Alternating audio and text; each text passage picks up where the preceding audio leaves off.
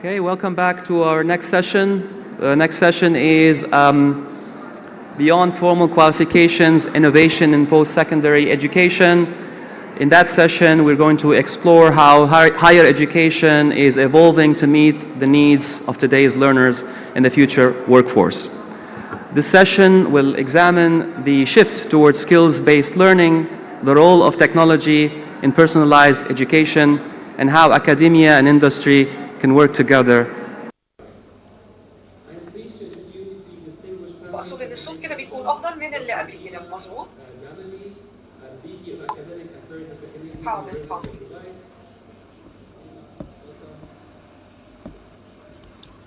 Jane Mann, Managing Director of Partnerships for Education at Cambridge University Press and Assessment. Welcome.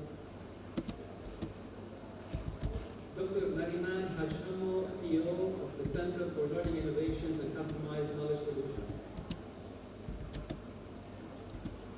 And of course, moderating this insightful discussion is Zahir Soor, Head of Partnerships at Universities at Coursera in the region. Zahir, the stage is yours.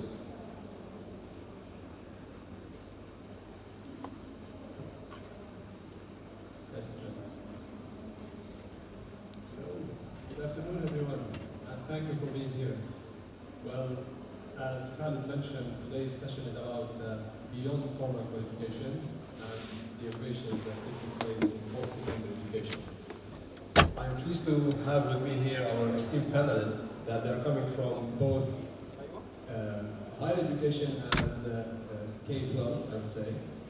And in this session, in fact, we are going to explore and address many exciting things happening in education. As you can see, the theme of this session is around skills-based learning and these transformative shifts happening in this sphere. We're going to talk about the role of education the role of technology in education. For those of you who attended Professor Barbara Oakley's session, you have seen the role of generative AI and how it is really transforming how learning and teaching is taking place. We're going to kind of explore this and address this with our panelists. And we're also going to talk about the academia and how academia can bridge with the industry.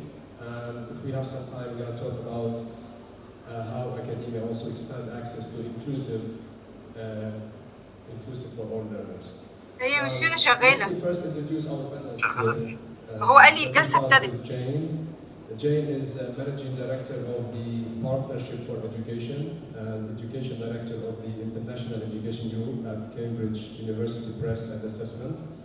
Jane has worked in the educational sector for nearly 3 decades, advising on implementing, managing programs of system-level change and improvement.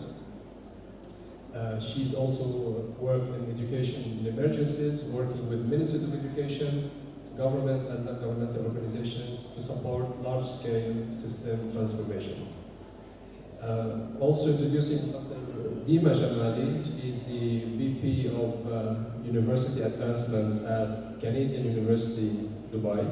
She also served as the VP for Academic Affairs, and she was also the Dean of School Management at Canadian University, Dubai. Before that, she was at the University of Sharjah.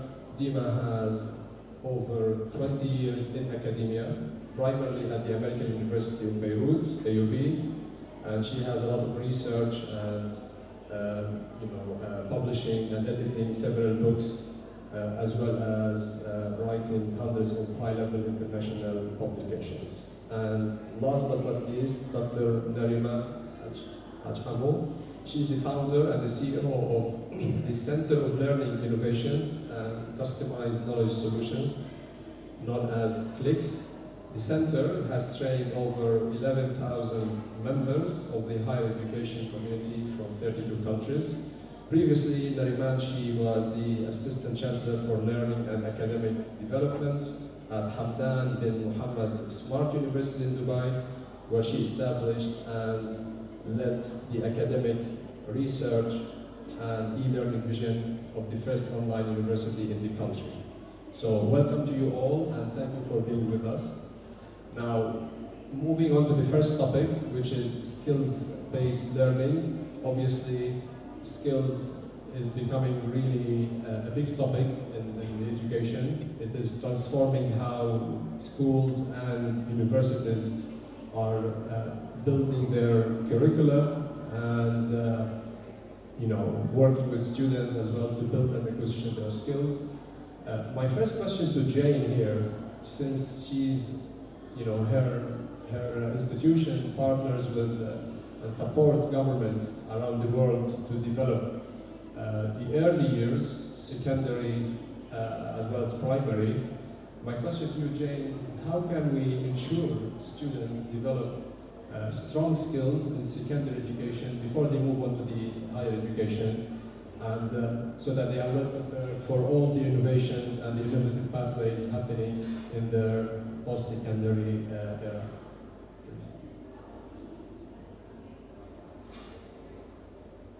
Step one, learn how to switch on the technology. Sure. Thanks, Sandra. And I just wanted to thank the Mohammed bin Rashid Foundation as well for this fantastic opportunity, and also to say what a privilege it is to be on the stage with my fellow panelists as well. So my part of Cambridge deals with governments around the world. We work with over 70 governments across systems that encompass millions of children. And what we've learned most is that you need to think about learning as one joined up journey if you're going to make it most successful. You can't silo it down into the different parts and expect smooth transition. So if we're going to expect these students to leave after secondary and be able to benefit from all of the amazing innovative pathways available to them, we need to be embedding those skills to do that into schools learning as well.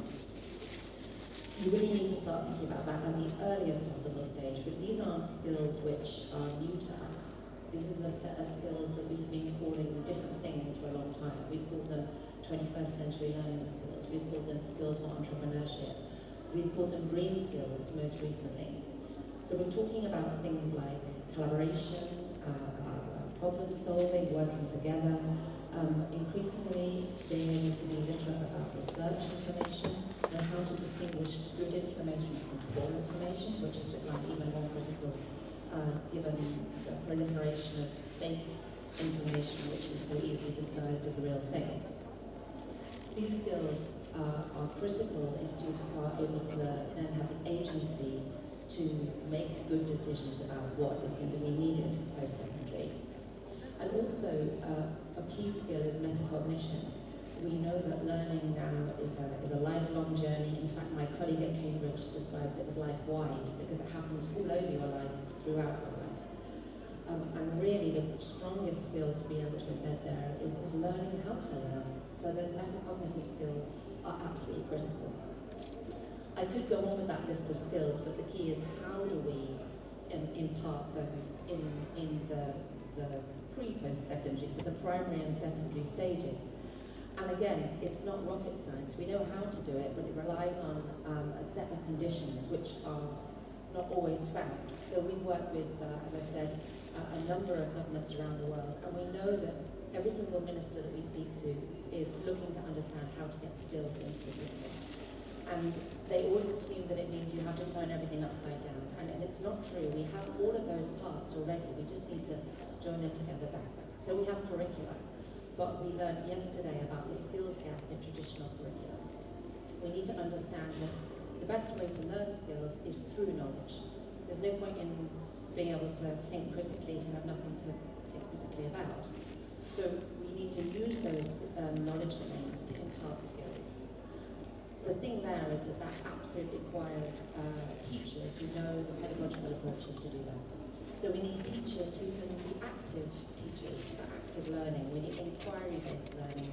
We need to give children the opportunity to fail, to try again, and maybe not quite get there. And that requires a classroom environment, which is a different skill set from what's traditionally been in a transmitted environment. So, as with anything, the first place you need to go to is with your teachers. And I'm sure my fellow panelists would agree that that's the same throughout every stage.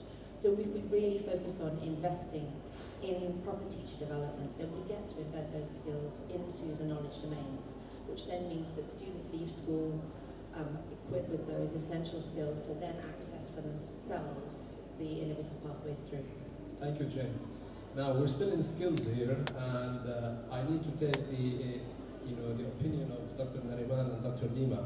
So when we talk about skills, we know and we believe that the employers are changing their perception when it comes to students' employability and the skills that they are demanding in the job market.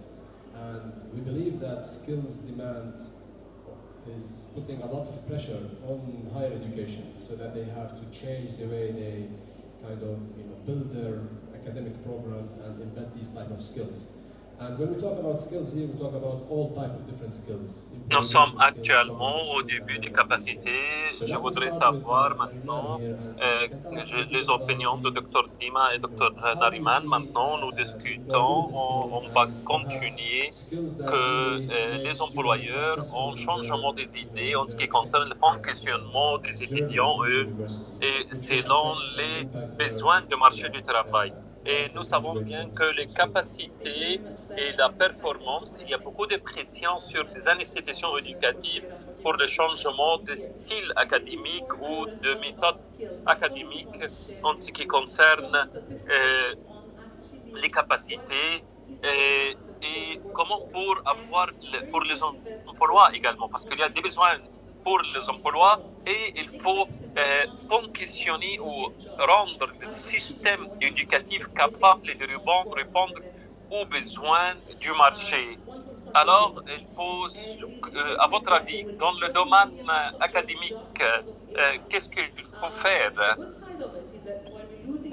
Je voudrais remercier l'institution de Mohamed Ben Rachid, la fondation de Mohamed Ben Rachid.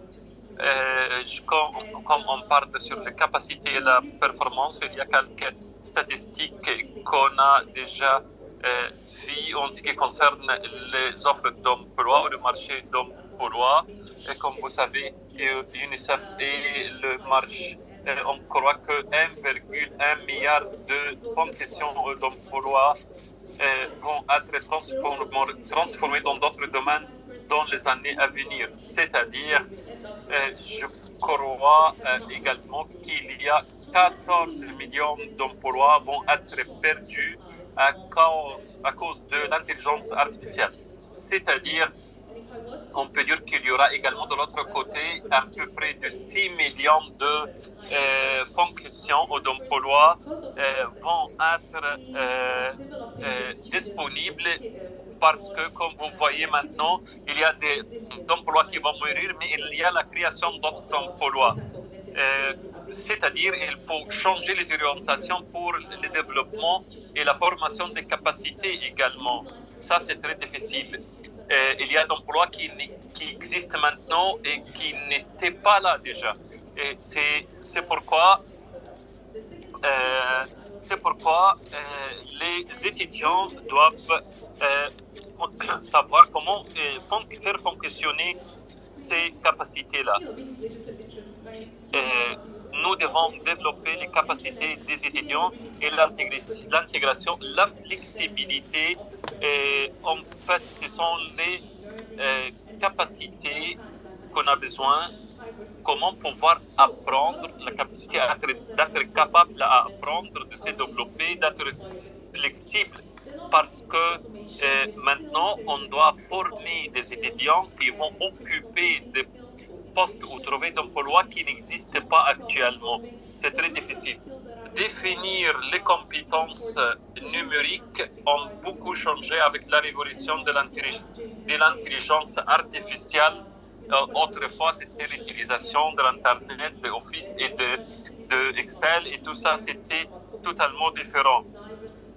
Et en fait, maintenant, il y a comme la cybersécurité, les data centers, et ça, c'est totalement différent. Et pour l'avenir, il y aura beaucoup de développement en ce qui concerne ces fonctions-là. Et en fait, il y a des problèmes également qu'il faut résoudre.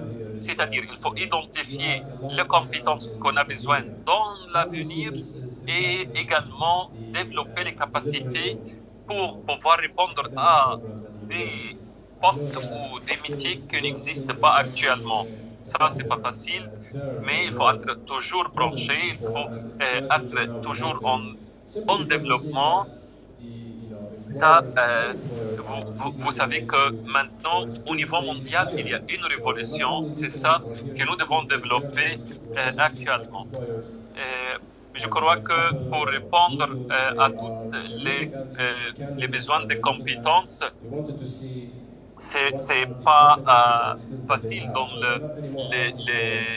l'environnement académique. Comment ça va changer les compétences ou le système académique. Je sais que c'est pas facile. En fait, on voit beaucoup d'employeurs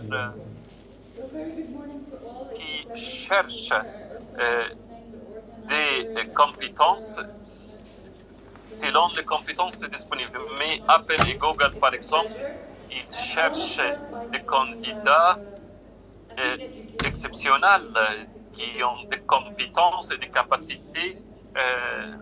Ils ne cherchent pas seulement des diplômes universitaires, mais il faut être vraiment au courant. Il faut savoir qu'est-ce que il y a dans votre université qu'il faut étudier. Bonjour à vous tous. Moi, je suis très content d'être avec vous aujourd'hui. Je remercie infiniment tous les participants et les organisateurs, la Fondation Mohamed Ben Rachid, Coursera. Je vous dis que l'enseignement, l'apprentissage est un axe essentiel. On savait pendant notre génération beaucoup de choses, mais c'est le passé maintenant. Comment avancer, comment désigner, comment choisir les méthodes, les curriculums pour répondre aux besoins et pour affronter aux défis qui existent maintenant. En fait, il y a quelque chose à propos des universités autour du monde entier. Il faut réestimer la situation, la création de nouvelles méthodologies, parce que si on fait, si on peut dire pour l'avenir des métiers, pour l'emploi, c'est pas facile. Je vais vous dire quelque chose d'important. Nous devons avoir de nouvelles compétences parce que les diplômés doivent être capables de s'intégrer au travail, au marché du travail. Mais l'enseignement traditionnel, alors, ça n'existe pas actuellement. C'est la responsabilité des universités actuellement de développer les méthodologies et l'apprentissage pour répondre aux besoins du siècle prochain. C'est ça qu'on doit faire. Si on parle de curriculum, de compétences, il faut être sûr que notre diplômés sont prêts. Je vous dis qu'à l'université de Dubaï, il y a beaucoup d'universités. Nous avons la cybersécurité également. Je crois qu'il y a un master en ce qui concerne l'intelligence artificielle et pour l'analyse de data et de données et également pour la cybersécurité. C'est très important, c'est pour répondre aux besoins du marché. Je crois que les apprenants ont beaucoup d'opportunités pour avoir d'informations. Ils écoutent les professeurs, mais ils ont besoin d'autres méthodologies pour l'apprentissage. Par exemple, l'imitation, la simulation, les vidéos, et la recherche, salle de recherche, salle d'apprentissage également doivent être équipées de la technologie. L'interaction avec tout le monde, on peut dire avec les professeurs, les responsables pour les compétitions et pour tous les points. Et en fait, il y a le groupe de travail et le groupe de compétences. Ça, c'est très important parce qu'il y a également l'impact social également, parce que ça impacte directement le marché. Et si on parle de la dénumérisation, c'est une question très importante, non seulement pour une société, mais pour toute la population, pour les entreprises, Before we conclude this, pour le gouvernement, round of skills, pour I know n'importe that you quel work a lot domaine. with Avoir un diplôme, c'est pas votre your passeport. work Si is on revolving parle around maintenant de students, Coursera, ils and, essaient de coordonner how tout do you ça really ensemble. balance on Ils instructors sont maintenant en train to d'organiser their des teaching stages de formation, style, surtout perhaps avec Amazon developing an par exemple, en assessment, coordination avec which is Amazon. basically driven by C'est ça, si on voit skill-based learning également that quelque chose qui est très happen important, in universities. les apprenants, qu'est-ce qu'ils ont besoin, qu'est-ce qu'ils peuvent faire également. Alors, ça, c'est très important. Je vous laisse la parole pour terminer cette question à propos de compétences. Je sais, Nariman, que votre travail est très important et lié à la qualité. Comment tu peux trouver en ce qui concerne les apprenants? Which is needed to solve complex issues of today, the integration of micro-credentials, certification, to make the student more employable is also one of them. In terms of pedagogy, we see, as Dr. Dima said, a tendency to want to have more hands-on, practical, authentic experience, where students are not just, exposed to the workplace when they get to the fourth year of their degree, but where concepts like experiential learning, project-based learning, service learning are integrated right from the beginning of the study period of the students. Now, with that, it's not just rethinking the assessment, rethinking the teaching, and rethinking, the way we provide the content to our students. Students want to use gamification, they want to use metaverse, they want to use VR, and so that means it's a shift in the way we use to do things. And there's a lot of challenges, there's opportunities, but there are also challenges we have to be aware of. And one of the elements which I feel is really challenging is that we really need to rethink assessments. The way we assess our students. How can we assess our students so they can demonstrate the acquisitions of skills and competencies that are required by the workplace? It's not even an exam that a student will sit in that they will be able to demonstrate these skills and competencies. So how do we engage students in more authentic performance-based assessment? Real-life projects, portfolios are really the trend is to move from high-stake exam-based assessment to more ongoing formative assessment. And then obviously that implies a change in the faculty role. Today, students don't need an instructor to have access to content. Content is available online. And I think that instructors, instead of many of us in academia, we fear that AI is going to take our jobs, we're going to be automated. I don't think AI is going to take our job. I think we need to rethink our role. Our role is no longer to transfer the cognitive knowledge to students, but instead our role is to groom and nurture these skills with students. How do we create learning experience in the classroom where students have the opportunity to apply their theoretical knowledge in practice? How do we engage them in role play, in simulations, in debates, in road trips and so forth? But one challenge is the cultural resistance. We know that in academia there's a lot of cultural resistance, rethinking things. Sometimes it's workload-related issues. We talk about accreditation. When we talk about rethinking assessment, one of the issues is the federalization of assessment that some regulatory framework expects you to have. So it becomes more challenging to assess students when you talk about performance-based assessment. And the other important element, I think, is that as the ecosystem continues to evolve, we need to create stronger links with the industry, where there is trust, where our faculty are still involved with the industry. You cannot be teaching students skills for employability if you've been far away from the industry for 20 or 25 years.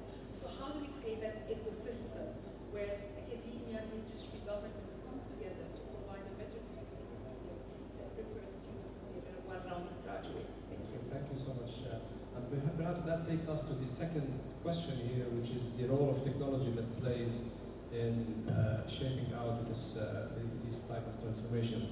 For those of you who attended. Si on regarde maintenant le système dans l'environnement, en fait, maintenant, il faut avoir des liens avec les sociétés et les industriels. Alors, tu ne peux pas enseigner des compétences et de capacités et si tu es loin de marché. Il faut savoir qu'est-ce qui va se passer dans les 20 années à venir. Il faut avoir beaucoup de coopération entre le gouvernement, les sociétés et en fait, et les universités. Alors, ça sera le rôle, c'est la question prochaine, le rôle de la technologie pour le changement. Ça, c'est très important. Gen AI and personalized learning. Question to Dima here. You mentioned Coursera, you mentioned your work with Coursera, and by the way, your university were the first university in the UAE to adopt and to kind of bring in the value of professional certifications to blend them with the university programs. So, how do you see harnessed by generative AI is taking shape in higher education? So I think that this artificial intelligence wave is transforming our life, but definitely also transforming education and the lives of our students and faculty. And I think that we see now all students that they have access to ChatGPT, they have access to artificial intelligence tools, and the question that we face, like, are we going to allow this or are we going to resist it? And when it started, we saw different reactions across the globe with some countries, banning the use of AI in higher education, other countries embracing it. And I was keen really to see how the UAE is going to react. And I was pleasantly surprised, I would say expected, because UAE is a leader, is that the UAE is pushing for this shift. When the ministry visited us, one of the key questions they were asking, how are you integrating AI in the learning process? How are you monitoring the use of AI in an effective way? What kind of tools do you have in place? What kind of guidelines do you have in place for your students to make sure that they're using AI but in an ethical way, in a supervised way? And I think this is the challenge that we're facing, is that we want to allow this. En fait, il y a des pays qui interdisent l'utilisation de l'intelligence artificielle. Je crois qu'il y a des pays qui encouragent ça et je peux dire que les Émirats, c'est un pays leader dans ce domaine. Il aide beaucoup à développer ce domaine-là, comment intégrer l'intelligence artificielle avec l'enseignement, comment ils peuvent contrôler et observer et surveiller l'intelligence artificielle également. C'est ça, c'est un point très important. Et en fait, l'intelligence artificielle est très importante, mais il faut les guider, les orienter comme il faut. Et il faut autoriser l'utilisation de ces outils parce que la bonne utilisation, il faut avoir des indicateurs de questions de surveillance pour l'utilisation de ces outils-là.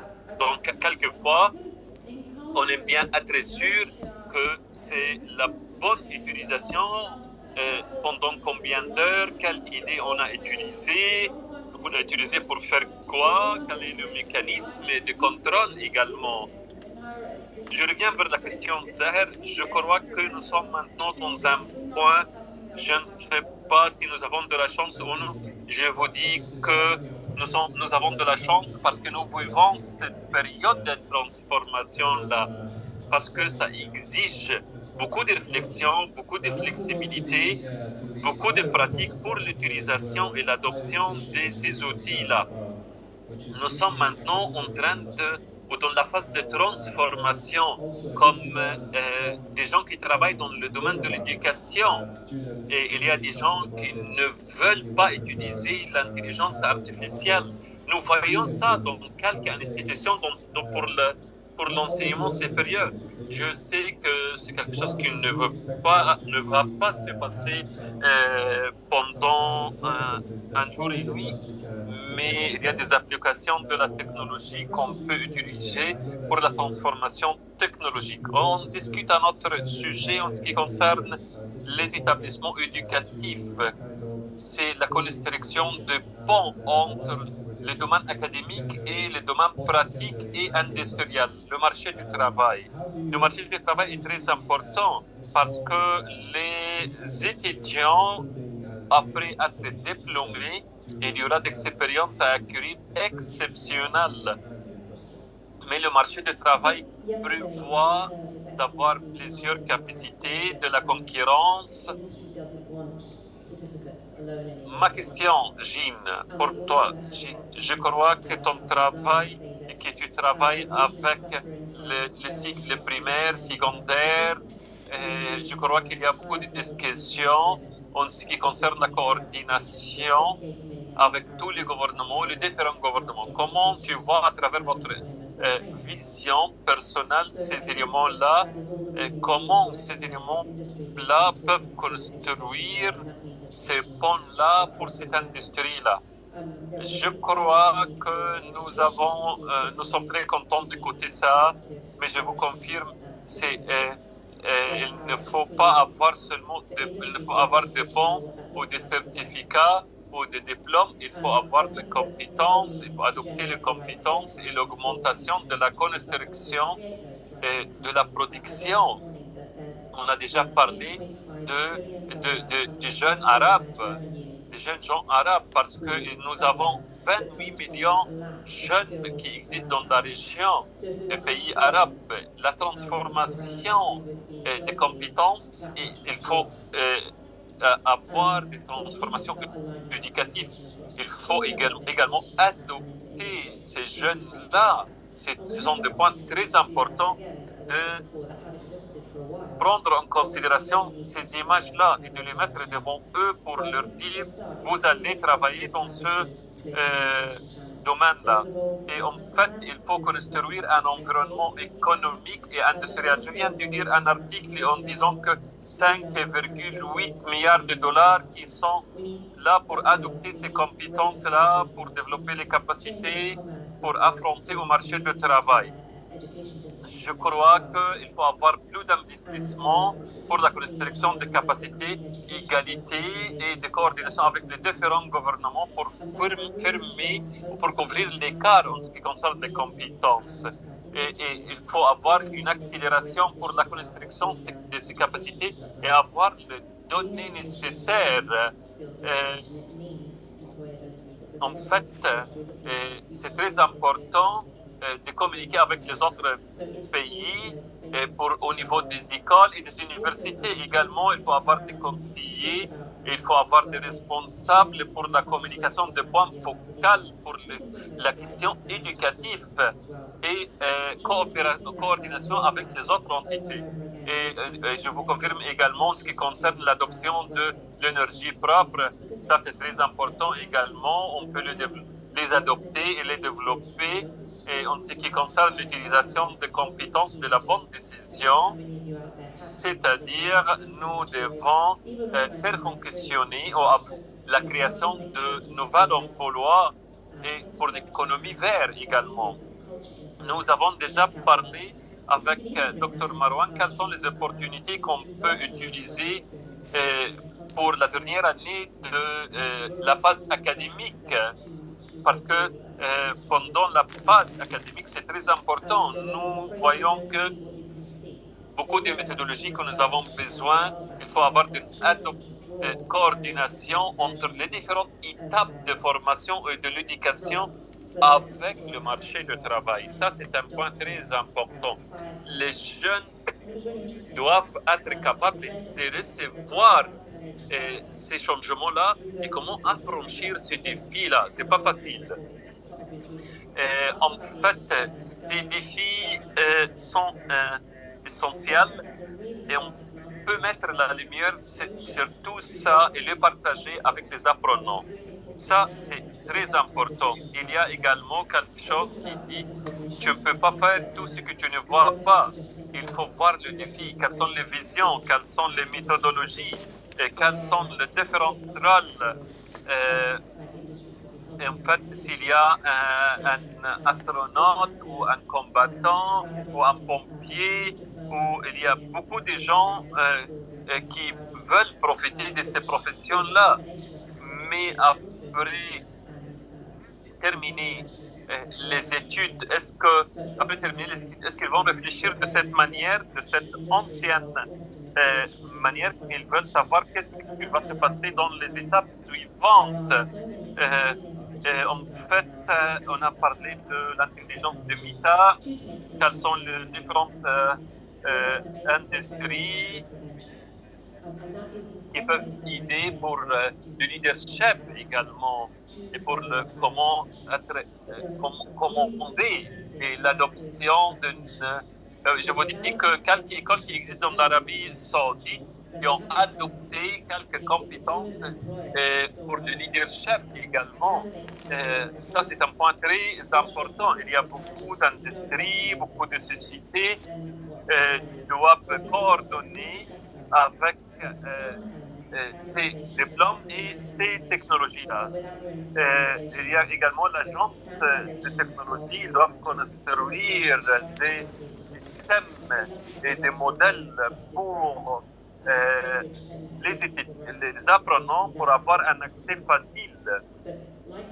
Ça, c'est très important. En fait, il faut avoir également pour la monnaie électronique également. Ça, c'est un point très important. Et nous ne pouvons pas utiliser un badge ou carte d'identité spécifique, mais en ce qui concerne l'apprentissage et l'enseignement, la création, la concentration, ce sont des cartes d'accès facile. C'est-à-dire, moi, j'ai de la chance d'utiliser tout ça et que je travaille avec l'équipe de Cambridge. Ça, c'est un point très important pour l'égalité également et avoir un accès facile pour tout le monde, pour avoir des opportunités. Et en fait, comment se présenter, c'est un point très important en ce qui concerne le marché et l'industrie. Moi, je vois que l'importance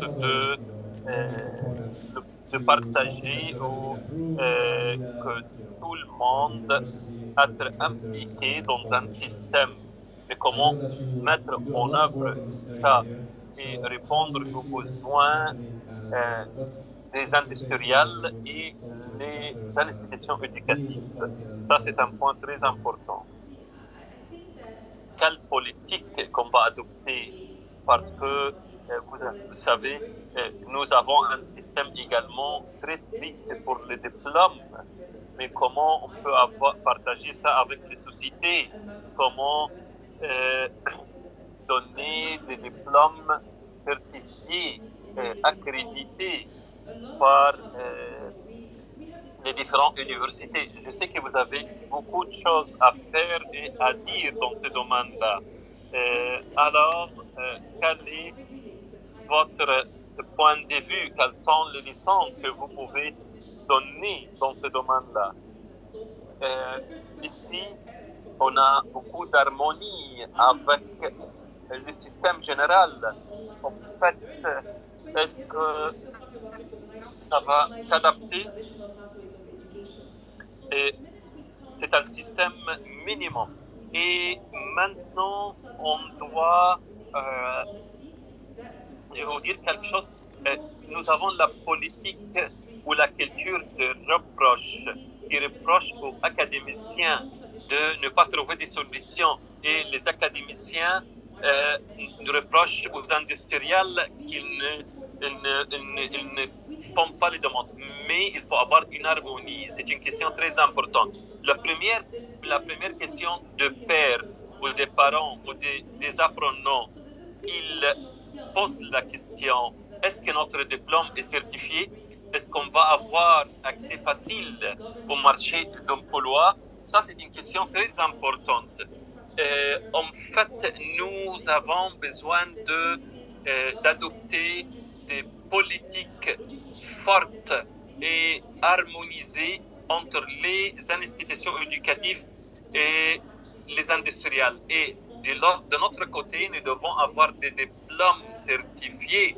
L'utilisation de la technologie, ce n'est pas facile. Nous avons un problème pour l'utilisation, pour l'action numérique. Nous avons 3 milliards de personnes qui ne sont pas connectées sur Internet. Ça, c'est une question essentielle. Adopter la technologie est essentiel. C'est pourquoi c'est le rôle du gouvernement et l'autonomisation de chaque personne pour avoir un accès facile pour tout le monde. C'est-à-dire, la question maintenant, c'est non seulement les institutions éducatives, les diplômes certifiés, ni les industriels, mais chaque responsable dans une institution doit aider à être dans ce système-là de l'intégration de tout le monde pour pouvoir avoir une bonne solution pour nous aider à créer des méthodologies ou des curriculums qui s'adaptent avec les industriels qui sont certifiés par le gouvernement. Alors, tout le monde, chacun a son rôle. Et pour les professeurs d'université, doivent être en contact avec les industriels qui doivent financer d'une manière correcte les recherches également. Les recherches scientifiques parce qu'on a besoin de financement. Si vous avez comme une société ou une entreprise ou un industriel qui finance de recherche dans une université, c'est-à-dire la communication est toujours là entre les académiciens et les industriels et ça facilite beaucoup notre travail pour le développement. Ça, c'est très important. Et je crois que l'acquisition de compétences, même les professeurs doivent acquérir ces compétences-là, non seulement les apprenants. On peut dire que maintenant, nous avons des étudiants qui sont capables d'utiliser la technologie. Quelquefois, on trouve que les professeurs d'université n'arrivent pas à maîtriser la technologie de la même manière comme les étudiants. C'est ça la coordination, le partenariat. Nous devons identifier et savoir qui doit faire quoi. Ça, c'est un point très important et essentiel. Si je crois que je ne veux pas que vous arrêtez parce que c'est très intéressant. La dernière chose, nous avons quelques minutes qui restent. Je voudrais savoir quels sont votre point de vue en ce qui concerne comment élargir l'inclusion de l'enseignement secondaire. Je sais bien que la création n'a pas de limite. Nous, à Coursera, nous croyons que l'apprentissage doit être disponible pour tout le monde au niveau du monde entier. C'est pourquoi nous continuons à la création et l'autonomisation et faciliter toutes les technologies émergentes pour être sûr que s'il y a quelqu'un qui vit dans un pays qui ne parle pas l'anglais, qu'il a une matière ou un curriculum facile à apprendre également, même avec d'autres langues. À votre point de vue, comment on peut élargir et inclure tous les apprenants et toutes les écoles et toutes les institutions éducatives pour le post-secondaire, pour l'enseignement post-secondaire. Je crois que pour des raisons très claires, si tous les étudiants ne peuvent pas terminer les écoles, la phase secondaire, il y a un rapport à travers l'UNESCO en ce qui concerne qui pour les élèves qui n'ont pas continué et pour les lycéens qui n'ont pas continué, 50 millions. Il y a une faute ici, il y a quelque chose qui ne va pas. Si on parle de l'accès du travail ou à l'apprentissage, nous devons augmenter les investissements dans l'enseignement et l'éducation. En fait, c'est un exemple très difficile, mais on a besoin d'une science pour discuter ces points-là. Mais les obstacles également, si on parle des obstacles géographiques, il y a des gens qui ne peuvent pas aller aux écoles à cause également pour des événements ou pour des conditions. On a travaillé avec le gouvernement au Pakistan, par exemple. On a parlé de e-learning pour l'apprentissage à distance. Si on souhaite affranchir les problèmes géographiques, on a des solutions.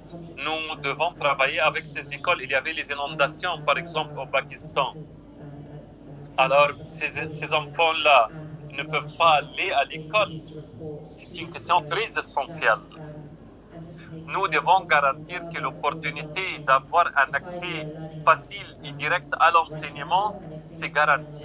Avoir un accès garanti à l'enseignement. Et surtout également pour les handicaps et pour les gens qui ont des conditions spéciales, il faut trouver des solutions également. Par exemple, nous devons avoir un exemple pour les handicaps. Comment, également pour les conflits, pour les catastrophes naturelles. Monsieur Jonathan Pauls, il est professeur à l'université de Cambridge. Il a fait un rapport depuis 2 semaines en ce qui concerne que le conflit à Gaza va nous guider vers la perte de 5 ans de perte pour l'enseignement, pour les générations actuelles. Ça, c'est dangereux parce que c'est un cas d'urgence. Il faut voir maintenant quelle est la solution. Vous voyez, il y a beaucoup d'éléments et également la politique de la langue. Si on parle de l'intelligence artificielle et formée à travers tout ce qu'on peut nourrir, comme on dit. Alors ça, c'est comment télécharger quelque chose. Ça, c'est très important. Comment on va nourrir le système de l'intelligence artificielle. Ce sont des itinéraires, nouveaux itinéraires. Et comme je vais vous donner également un exemple, il y a quelque chose qu'on appelle Godwall. C'est une application qui aide les étudiants ou les élèves d'avoir des financements, par exemple, ou d'aide. Et être sûr que si vous êtes dans un pays qui n'est pas riche, comment tu peux continuer pour arriver jusqu'à l'école secondaire et terminer. Merci, je crois que nous avons terminé cette séance. Est-ce qu'il y a des commentaires pour terminer cette séance-là, Nariman, Jean? Je crois que Jean a tout dit, a tout discuté, a tout présenté, mais il y a un privilège pour l'intelligence artificielle si on réussit à résoudre le problème de ne pas avoir accès facile à l'Internet et les services numériques. Si on peut résoudre ce problème, il y aura une très grande opportunité et avoir un environnement très, très fertile pour répondre aux besoins des étudiants, des élèves, des lycéens, des écoliers, pour avoir l'enseignement nécessaire. Et surtout pour les handicaps, c'est très important.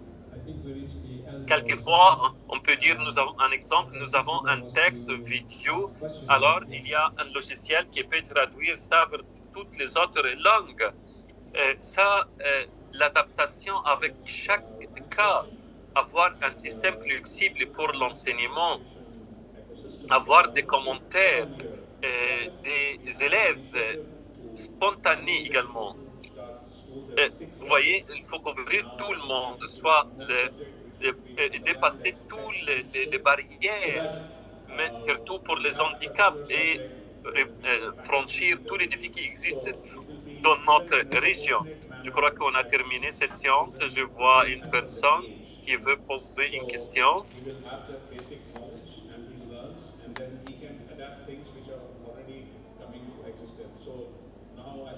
En fait, c'était une science exceptionnelle. Moi, je ne suis pas du secteur de l'enseignement.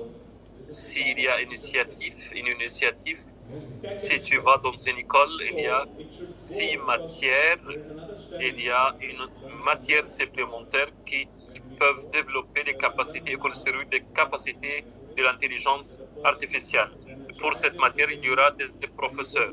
On va couvrir d'une manière, on peut dire, acceptable selon l'âge de l'élève. Et nous avons les savoir-faire nécessaires et l'adaptation avec ce système. Et je crois qu'il faut avoir une matière au niveau du monde entier, du monde entier à propos de l'intelligence artificielle pour développer les capacités, pour enseigner ces capacités-là. Il y a des choses importantes. En fait, quand on a grandi et quand on souhaite apprendre, quand on est petit, il y a un proverbe ici qui dit si on apprend quand on est petit, c'est comment dessiner sur les pierres, c'est-à-dire ça reste pendant tout le temps, pendant la vie, c'est-à-dire il faut jouer un rôle essentiel. Pardon, il a laissé le micro. Alors, à travers cette vision-là, il faut commencer dès les débuts des étapes. Si je parle de 6e année de l'école primaire, par exemple, il y a des capacités linguistiques qui sont très importantes. Si il n'a pas commencé à apprendre sa langue maternelle, comment il va apprendre des langues étrangères? Ce n'est pas une question, mais c'est une demande. Si on peut aider à avoir une matière, c'est une initiative, par exemple.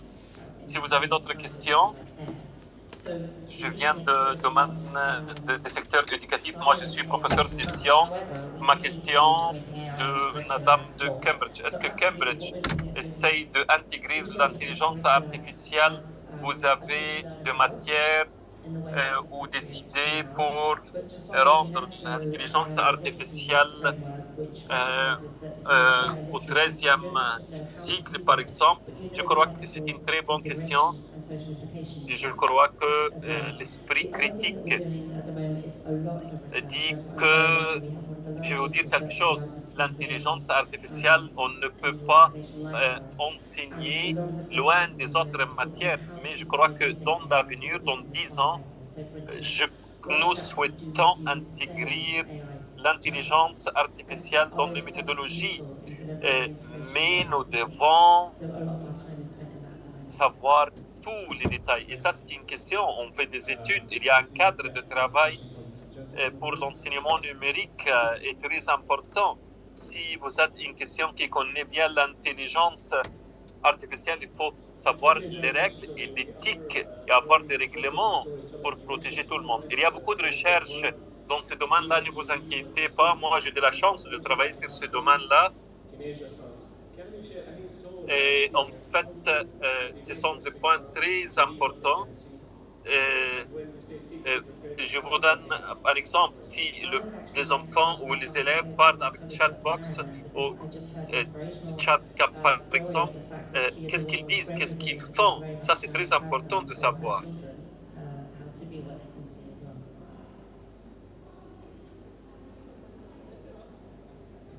Merci, Jean. Vous avez dit deux choses. La première chose, tu ne peux pas être la personne ou avoir quelque chose sans le voir. Il ne faut pas enseigner quelque chose sans le connaître. Et ça, c'est très important. Et comment également la sensibilisation. Alors, ce que je peux voir, ou la capacité de voir, ça, c'est un point très important. Je crois que ma collègue peut parler de ça mieux que moi. Non, c'est à vous. J'ai un exemple qui est très important. Mon fils, il a 17 ans.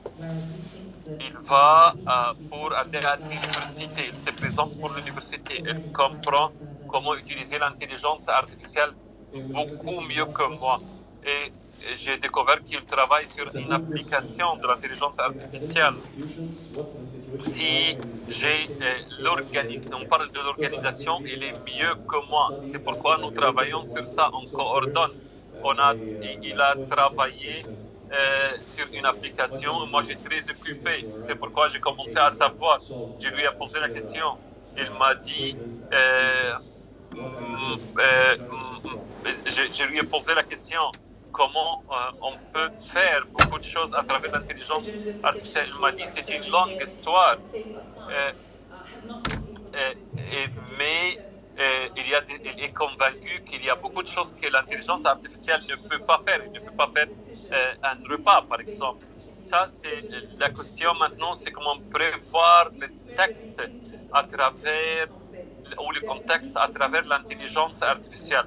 En ce qui concerne l'évaluation des programmes maintenant, on peut dire que la qualité, c'est 30% maintenant en utilisant l'intelligence artificielle. Comment vous allez faire pour résoudre ces problèmes? Vous avez raison, pour la production d'un texte, on peut dire que c'est 30%, c'est bien, mais pour voir comment développer ça, mais il ne peut pas prévoir le nouveau texte. Il y a beaucoup d'institutions ont pris la décision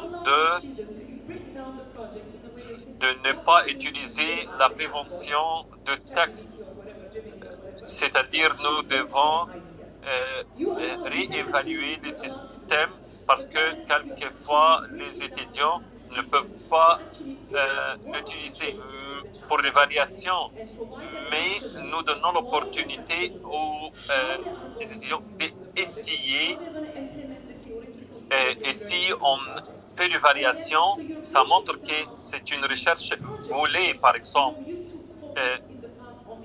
Si on demande à un étudiant de faire un projet, vous divisez le projet, par exemple, et on a trouvé enfin que l'étudiant utilise le ChatGPT ou l'intelligence artificielle.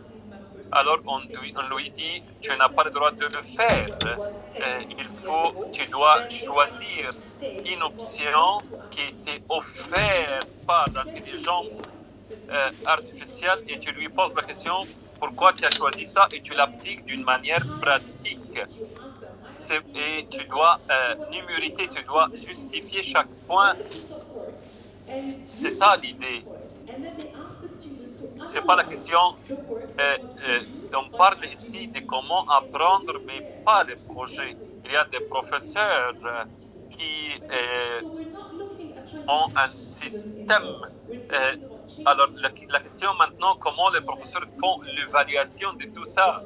Depuis 15 ans, il n'y avait pas la même chose comme actuellement. Maintenant, à travers l'intelligence artificielle, on peut évaluer. Il y a un cadre éthique également qui est très important, soit pour les projets, soit pour l'évaluation. Si on voit, par exemple, un professeur qui demande aux élèves ou aux étudiants de faire un projet et d'utiliser le ChatGPT, et après on demande aux étudiants d'analyser le travail de ChatGPT, pourquoi il a fait